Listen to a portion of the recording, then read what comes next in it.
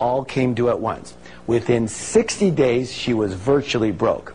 What I discovered is that she grew up dirt poor, and she watched her parents age in poverty. And with a few more questions, I realized that her husband's money blueprint was set for decent success. But her money blueprint was set for dead broke, which is exactly what was happening. Thank goodness we were able to reset her blueprint and move her into a brand new direction. The good news is you can actually change your money blueprint. By the way, you've already started by acknowledging you have a money blueprint and by making the declarations you're learning today. Just so you know, money isn't the only blueprint that you've got. You've also got a relationship blueprint, a health blueprint, and even a happiness blueprint already ingrained in your subconscious mind. So, let's talk about how your blueprint is formed. The blueprint is formed primarily based on the programming you received in the past, especially as a young child. Help me out here. Who are some of the primary sources of this information? Parents, good. Who else?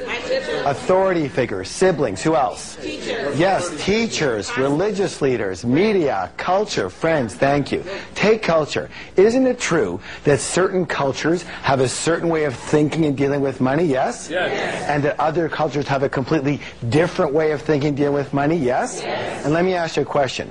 Does the child come out of the womb doing money that way, or were they taught how to do money? Thank you. The fact is, we were all taught how to do money. And the issue is that most of us were taught by people who either didn't have a lot of money or they had a lot of emotional issues around it.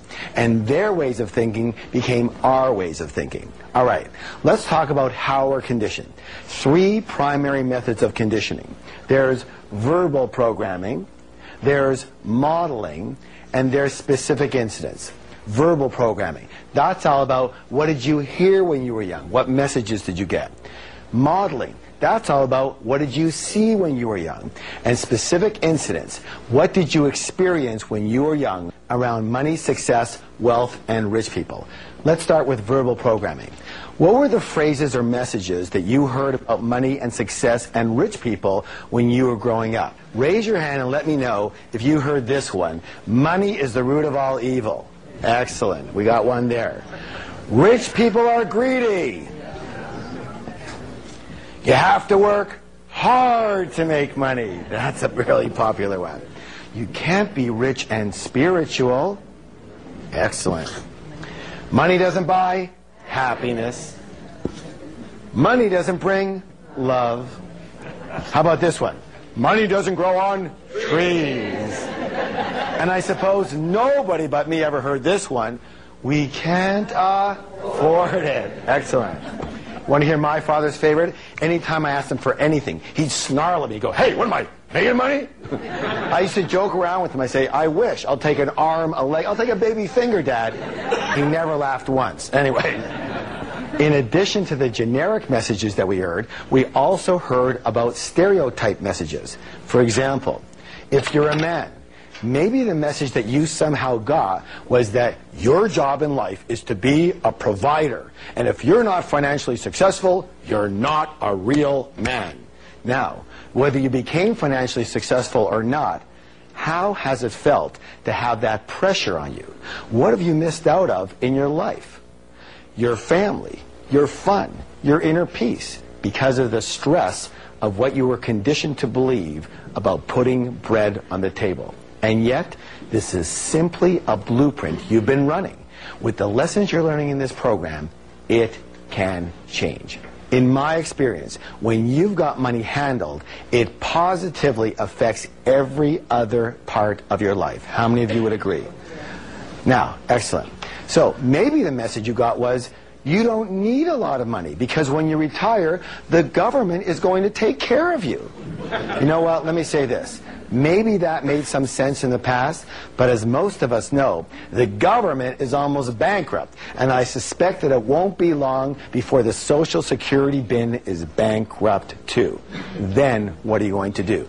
Newsflash, trusting your financial life to someone else is not a strategy for wealth. So, here's a wealth step that will help you change your money blueprint. Are you ready? Ready. First, it's important for you to know that all change begins with awareness. Very difficult to change something unless you know that it exists. I want you to take a piece of paper, and I want you to create a T-chart. Let me show you what that's going to look like. A T-chart looks like this. And I'm going to ask you to write down on this side all of the non-supportive statements you heard or the messages you got about wealth and money and rich people when you were young. All the ones that are non-supportive, I want you to write on this side. Yes? Yeah. And then for each one of those, I want you to write a much more empowering point of view. Now, I'm not saying that this is your point of view today. It may or may not be. But objectively, a much more empowering point of view. Let's see if we have some examples over here. Here's a good example. Rich people are what? Greedy. And we can change that to rich people are generous. Here's another one. It takes money to make money. Let's change that to it takes creativity to make money. By the way, just so you know, talk about creativity, people go, that's not true. It takes money to make money. Really? How many hundreds? No. Let's make that thousands. No. Let's make that tens of thousands of people have come to this wonderful country, immigrants. They came with nothing. And in a few years, they're fairly rich. Yes or yes? Yes. They didn't have money. They didn't have anything. It takes what? Creativity to make money. And the next one goes, I'm too old to make a change.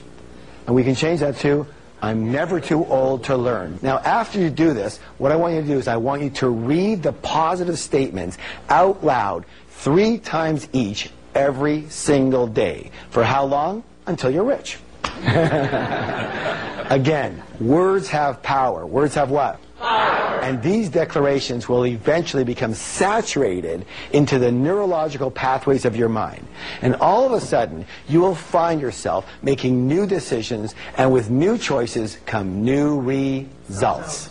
All right, well, let's talk about modeling. Question. What were your parents or guardians like in the arena of money when you were growing up? Did one or both of them manage money well, or did they mismanage money? Were they spenders, or were they savers? Were they shrewd investors, or were they non-investors? Let me ask you this.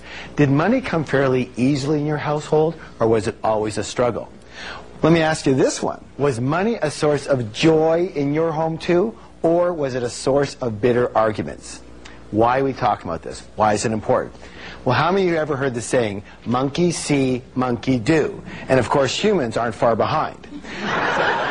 So generally, we will tend to be exactly like one or a combination of both of our parents in the arena of money, unless we go exactly the opposite. Now, why would someone go the opposite? Anger. That's right. Well, it depends on how angry you were at them. By the way, if you're a baby boomer or a senior, one of the simplest reasons you may not be reaching your full financial potential is that your parents or even yourself went through the Great Depression. In which case, because there was never enough, you might be a saver or even a hoarder and overly cautious, meaning you probably don't take advantage of excellent opportunities when they come your way. Or you could have gone the opposite route and became a spender. Why? Because maybe the attitude was, hey, it's going to go anyways, we might as well blow it and have a good time.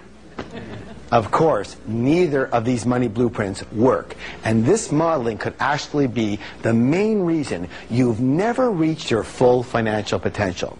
Next, let's talk about specific incidents and how a single experience can determine your entire financial life. This next story comes from another seminar attendee. She told me the story that when she was 8 years old, she would hear the clanging of the ice cream truck coming down to the street. She would run to her mom and ask her mom for a quarter. And her mom would say, sorry, dear, I don't have any money. Go ask Dad. Dad's got all the money. She'd run over to Dad. She'd go get her quarter. She'd go to get her ice cream. She was a happy camper. Next week, she'd hear the clanging of the ice cream truck come down the street.